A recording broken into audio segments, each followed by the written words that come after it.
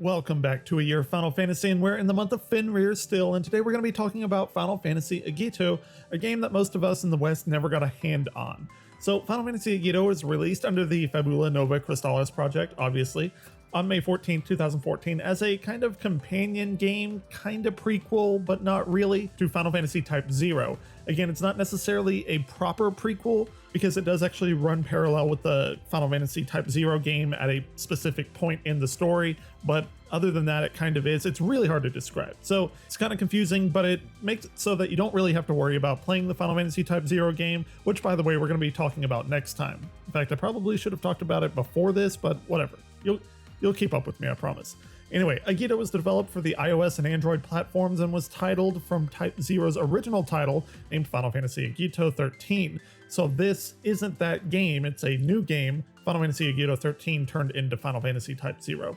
But this game was a sort of mission or episodic based game to other mobile titles that are similar, and even to Final Fantasy Type-0. And it was completely free to play, but that hardly matters anymore since you can't play it because the game was actually shut down on November 30th of 2015. But what was the game? Well, the game took place in a world known as Orience, which I'll talk about more in depth during Type-0, and suffice it to say, this world is very much a war-torn world, and it's home to the darkest tales in the Final Fantasy series as a whole. Specifically Agito, though, it has more of an upbeat tone, I guess, compared to Final Fantasy Type-0, but still, it's a pretty dark game. It's a grim scenario that you're playing in.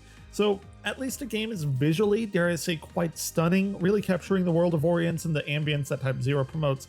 Combat is relatively simple, as you might expect from a mobile game, but here we have a turn-based system attempting to capture the feel of Final Fantasy Type-0's real-time battles, but making it a lot easier for a mobile player. So with the fact that it is turn-based, it's not necessarily turn-based that you would imagine a regular Final Fantasy game being, with your heroes on the right and your enemies on the left and just going around like that. It's more of a Final Fantasy 13 kind of turn-based type of thing.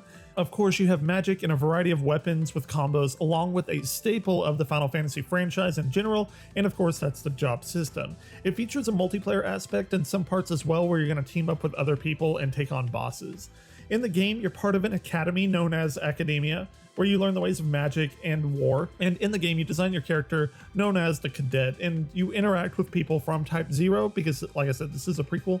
The point here, though, is to attain the title of Agito, who is foretold to come during a calamity and lead the world's future by finding a gate to the world of the living and the world of the unseen, where only the Agito can pass through, going into both realms. And if you don't know what I'm talking about, definitely go and watch our Final Fantasy Fabula Nova Crystallis video, and that'll tell you everything about this mythology. And if you have seen that, know about the mythology, you know the implications that this has for the Agito and its ties between the gods and the people. And like I said, so I haven't played Agito, but during my research, it's really kind of interesting, and I don't know if they managed to do this on purpose or not, but it's very difficult to find any kind of information on whether the Agito is supposed to be like a savior kind of figure or an evil figure. I guess the point could be the savior in the sense that the Agito appears whenever this crazy cataclysm is about to happen, but it's not really entirely clear about what kind of credentials that person needs. So yeah, you could save the world from an impending calamity, but then again, you could be a really maybe not so good person and subjugate everyone or something like that. Again, I haven't played the game, but normally you would see something laid out much clearer than they do here. That being said, there's been many cycles of this Agito, or rather I should say a failed Agito, which is actually what separates this game from Type-0, in which at a certain point Type-0 actually just takes over kind of, and that's when a failed Agito happens, and then you have all of this war. However, in this particular game, it would have separated itself because one of the cadets, the people that you play, apparently we're supposed to become the Agito. I'm assuming it's from some kind of leaderboard, maybe being at the top of a specific leaderboard, you would be the Agito that everyone would try to take down. But it so happens that this game was actually discontinued before that big event happened, so perhaps, maybe there will never be an Agito after all. And its ties to the Fabula Nova Crystallis mythology is really intriguing from an outsider's point of view, and that's one reason why I really enjoy this month's series of videos, because it's really all about that mythology and seeing how these different games play into it.